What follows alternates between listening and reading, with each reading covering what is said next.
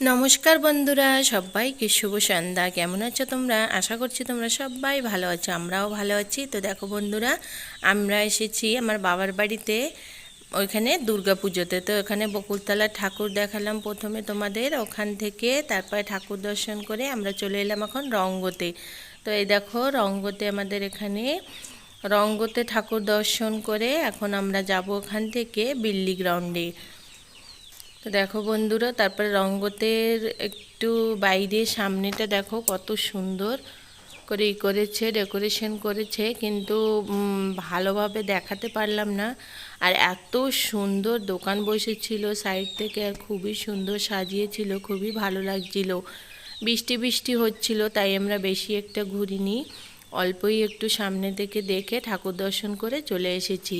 তো দেখো এই যে বিল্লি গ্রাউন্ডে চলে এসেছি, রাত্রের বেলা অনেক রাত হয়ে গেছিলো তখন, আর তেমন একটা লোকজন ছিল না।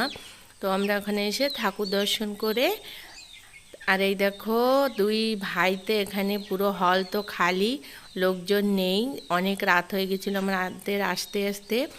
তো দেখো কি সুন্দর সাজিয়েছে, মণ্ডপে ওঠার সময় এত সুন্দর ওই সিঁড়িটা সাজিয়েছিল।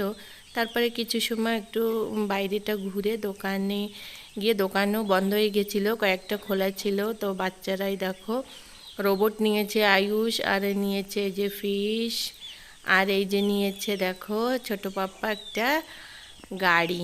তো সবাই সবার গাড়ি নিয়ে খেলতে খুবই ব্যস্ত। আর এই যে আয়ুষবাবুর দেখো রোবট কি সুন্দর চলছে। ঘরে এনে যেই জিনিসপত্র নেওয়া হয়ে গেছে, ঘরে এনে কখন খেলবে তাই ভাবছিল। তো ঘরে এনে খেলার পরে তারপরেই সবাই শুতে গেছে। তো খুবই ভালো লাগলো এই রোবটটাকে, কারণ খুবই ভালো চলছিল। তো চলো বন্ধুরা, আসতে হবে এ পর্যন্ত। এই ভিডিওটি ভালো লাগলে তোমরা সবাই পাশে থেকো।